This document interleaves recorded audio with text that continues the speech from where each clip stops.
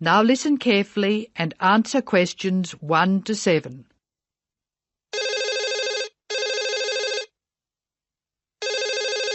Hello, Megan speaking. Hello, Megan. Hello, Ken. I'm glad you called. Thomas asked me to give you his telephone number. Is that his office number or his home number? I can give you both. His new home number is 9452 3456. Would you like his office number? I think I have it. Does 97314322 sound right? That's it. But the home number is 9452 3456. He moved in last week. Good. I've got that. Now, what would you like to do?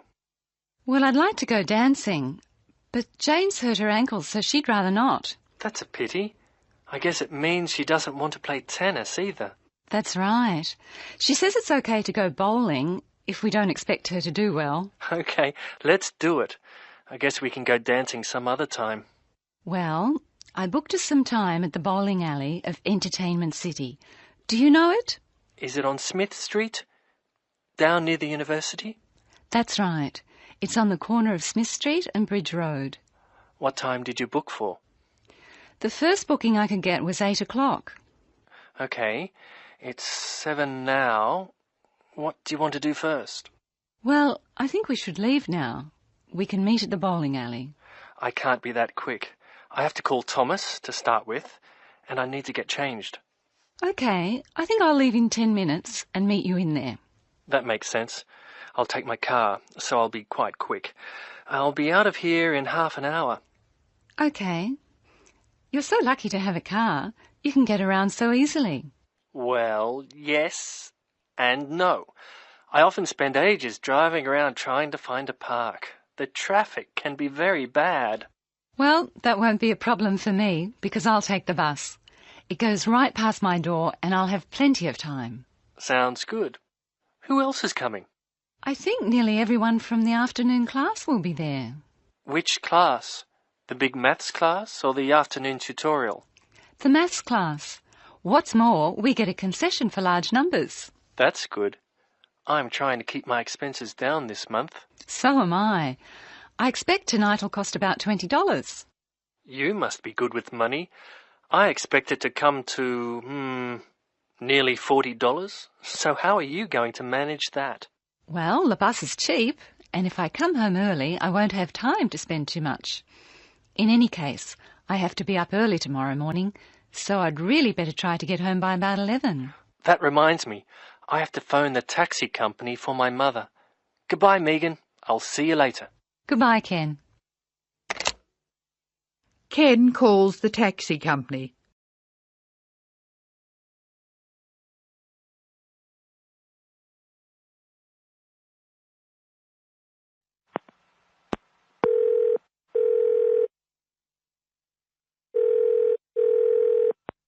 Thank you for calling Acme Cabs. Please follow the instructions on the tape. If you wish to order a cab now, press 1. If you have placed an order previously, press 2. If you wish to make an advance order, press 3. Please be ready to tell us your street number and name. If you wish to speak to the radio room supervisor, press 4. If you want to inquire about lost property, press 5. If you want to order a taxi equipped to carry wheelchairs, press 6. Your call is very important. Please stay on the line for the next available order taker. Hello. I think I left something in one of your cabs on Thursday. It was a brown paper package with an address written on it in green ink. Has anyone handed it in?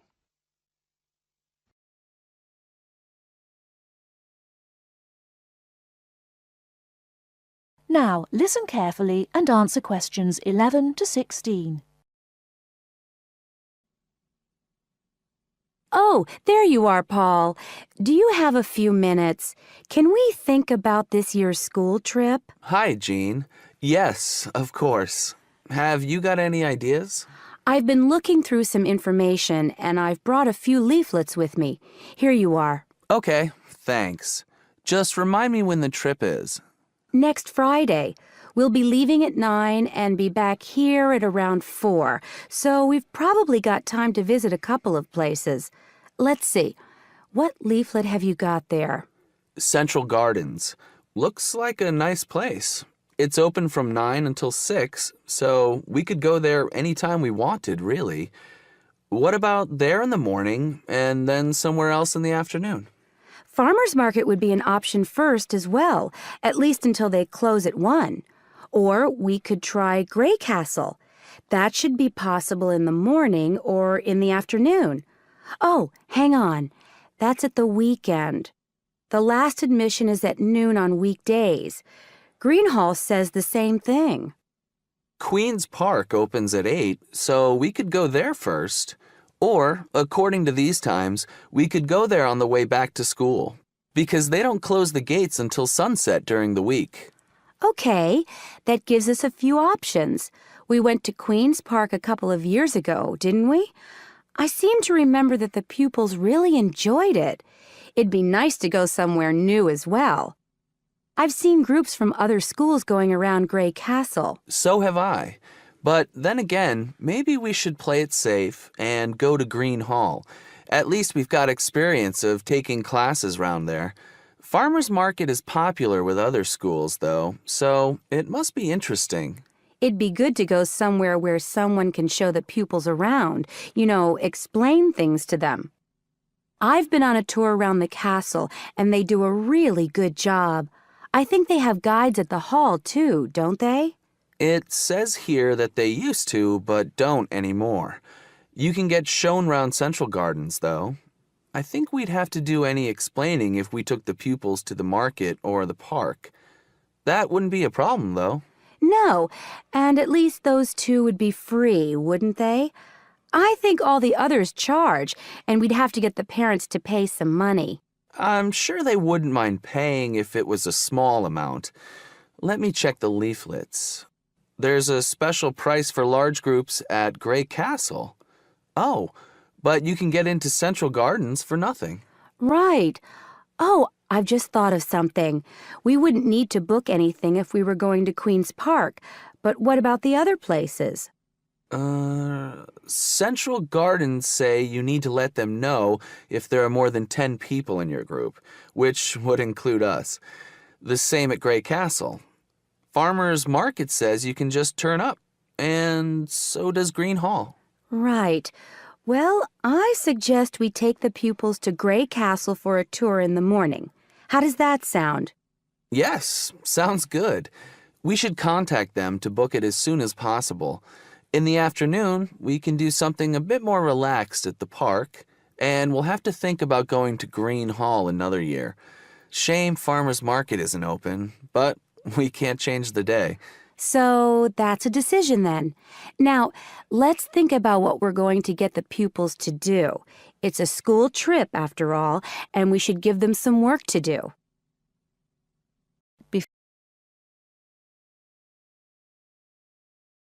Now listen and answer questions 17 to 20. I think they should know something about the place before they go. That way they know what they're looking at, and they'll be able to write about it better when they get back. I'll put some information together to look at home and give them copies after the next lesson. Good idea. I'll write something for them to do as they're going round the place. We did a quiz last year, and that worked really well. I'll do the same kind of thing this time. Okay. Now, what about the travel arrangements? How are we getting there? What do you think? I remember one year Mrs. Jackson took her group by bus, and that was a complete nightmare. It's quite a long way, isn't it? We could hire a coach for the day, which is what we usually do, or there's the train. It's rush hour, though, isn't it? So it'll be really crowded. And it'll be more convenient for the rest of the day if we've got our own transport. Yes, we'll do that then. Anything else? Oh, we need to let the parents know what's happening. We could ask the office to call everyone. It would take too long with so many. I know when we send a letter home, there are always a few pupils who lose it, But not all the parents have email yet, so I don't think we have any choice, really. I'll write something and take it to the school office this afternoon. Right. I'll go and tell the pupils the good news.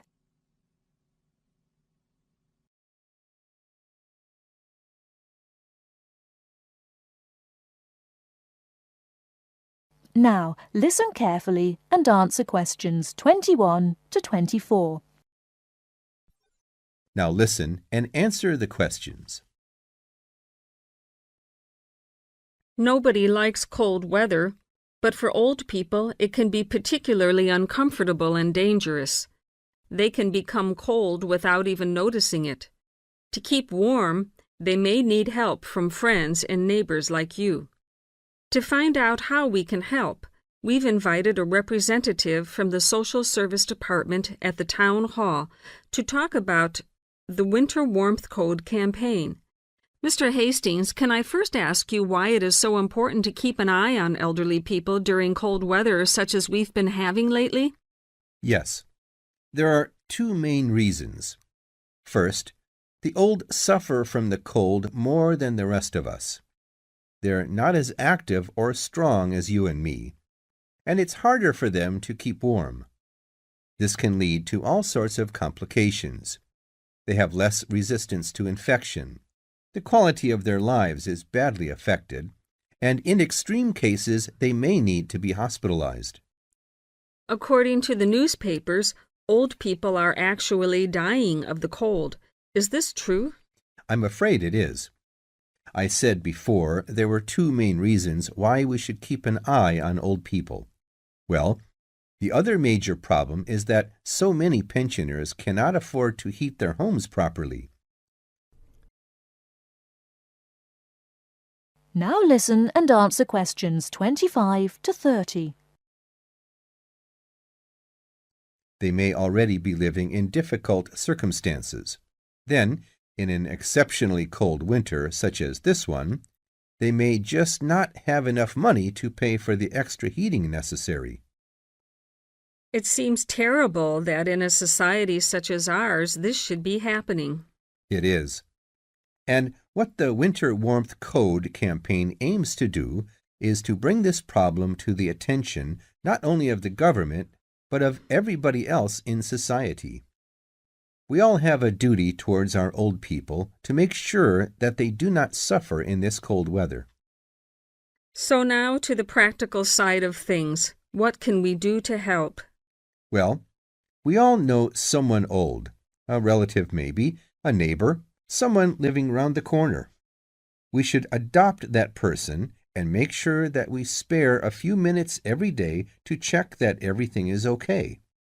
Make sure, even if the old person is not actually ill, that he or she is not suffering.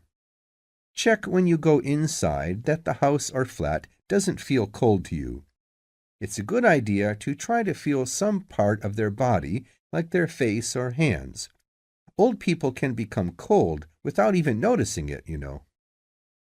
Okay, and if a person is too poor to afford to heat the house or flat? The best thing then is for the old person to live in one room only and to make sure that that one room is warm. Check that the bed is on an inside wall. Move it yourself if necessary. Check the room for drafts. A lot of cold air gets into the room through old windows or badly fitting doors. Is food important? Yes. Make sure that the old person is eating well. You could help by cooking for them or doing the shopping. Remember, a good hot meal a day makes a big difference. Also, make sure that they are well dressed. Old people need to wear more layers of clothes than we do, particularly at night. One last question, Mr. Hastings. Is there nothing the state can do to help? Oh, yes, indeed. Contact your town hall to find out about local organizations already involved in this kind of work. If there is a local Meals on Wheels service, for instance, you could get your adopted old person on the list. Then, of course, there are also many state benefits which an old person could be entitled to, and which he or she doesn't know about, and which therefore he or she is not claiming. An extra problem here is that it can often be complicated, and old people don't like going to Social Security offices to fill in forms and all that. You can help by finding out for them what possibilities exist for claiming a little extra money from the government, then applying for it for them. That little extra could make all the difference. Yes, indeed. Well, Mr. Hastings, thank you for coming in and talking to us today. Thank you.